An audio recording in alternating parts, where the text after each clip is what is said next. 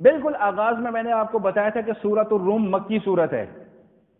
یہاں پہ اللہ تعالیٰ ارشاد فرما رہے ہیں کہ جو تم مال میں اضافے کی نیت سے کسی کو کوئی چیز دے دیتے ہو توجہ سے، تو فلا یربو عند اللہ، اللہ کے نزدیک وہ مال میں اضافہ تصور کیا نہیں جاتا. سمجھ لیں اس بات کو ذرا. مکی صورت ہے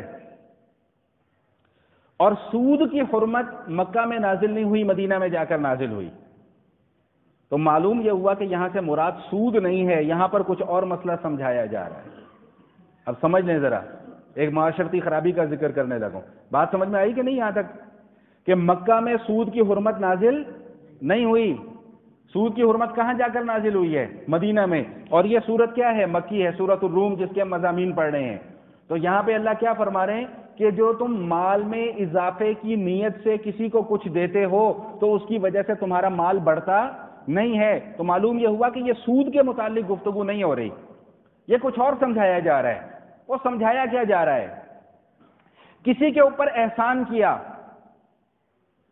اور اس نیت سے احسان کیا کہ ریٹرن میں مجھے اس کا ڈبل ملے گا، یہ جائز نہیں ہے. اللہ اس بات سے روک رہے ہیں. اس بات کو میں گھما کر لے کر آ رہا ہوں. کسی کے گھر بچہ پیدا ہو جاتا ہے، ہم اس کو جا کر 500 1000 روپیہ دے دیتے ہیں، اور نیت کیا ہوتی ہے کہ جب ہمارے گھر بچہ پیدا ہوگا تو ہمیں 1000 کے کتنے ملیں گے؟ 2000. ایسا ہی ہے. میں نے پہلے بھی اس موضوع پر بات کی تھی. شادیوں میں کیا ہوتا ہے؟ شادیوں میں اس کو کیا کہتے ہیں؟ نیوتا بولتے ہیں، کیا بولتے ہیں؟ نیوندرا ہے، نیوندرا. وہ عجیب، وہ چوکیدار ایک جناب بیٹھا ہوتا ہے کاپی پکڑ کے، وہ ولیمے سے باہر نکل رہے ہو گے، کسی کو جانے خبردار پیسے لگوا کے جاؤ. لا حول ولا قوت الا باللہ. یاد رکھیے گا، دل کے کان کھول کر یہ بات سن لیں کہ اس طرح لین دین کرنا جائز نہیں ہے، یہ حرام ہے. سمجھ لیں اس بات کو اچھے طریقے سے. بھائی آپ جب کسی کو مال دے رہے ہو، 1000 روپیہ دے رہے ہو، نیوندرا یا جو بھی کہتے ہیں اس کو، سلامی کہہ لیں یا جو بھی کہہ لیں، اور دل میں ارادہ کیا کیا ہوا ہے کہ جب میرے بچے کی شادی ہوگی تو مجھے 2000 ملے گا، یہ جائز نہیں ہے. اللہ تعالیٰ اسی چیز کو یہاں پر منع فرما رہے ہیں کہ جو تم کسی کے اوپر احسان کرتے ہو اور اس نیت سے احسان کرتے ہو کہ مجھے یہ دگنا یا تگنا یا چوگنا ہو کر ملے گا، اللہ تعالیٰ نے اس چیز کو پسند نہیں فرمایا. تو کان کھول کر سن لیجئے کہ اللہ جس چیز کو پسند نہ فرمائے وہ ہمارے لیے حلال نہیں ہو سکتی. تو اس رسم کو توڑیں. یہ جو خاندانی رسم و رواج ہمارے اوپر زبردستی مسلط کر دیے گئے ہیں، ان رسم و رواج کے بتوں کو توڑیں گے تو سکون ہوگا معاشرے کے اندر. کئی لوگ بیچارے اپنے بچوں کی شادیاں اسی وجہ سے نہیں کر پا رہے، بچیوں کی شادیاں اسی وجہ سے نہیں کر پا رہے، دوسرے کی دعوت میں شریک نہیں ہوتے کہ یار وہاں پہ یہ کیا یار بڑا مشکل سا لفظ ہے، کوئی آسان سا لفظ مجھے بتا دو اس کا کوئی متبادل، کہ ادھر جا کے کچھ پیسے دینے پڑیں گے، سلامی دینی پڑے گی جی، اس کے بغیر ہم شادی میں نہیں جائیں گے جی، لوگ کیا کہیں گے؟ لا حول ولا قوت الا باللہ العلی العظیم.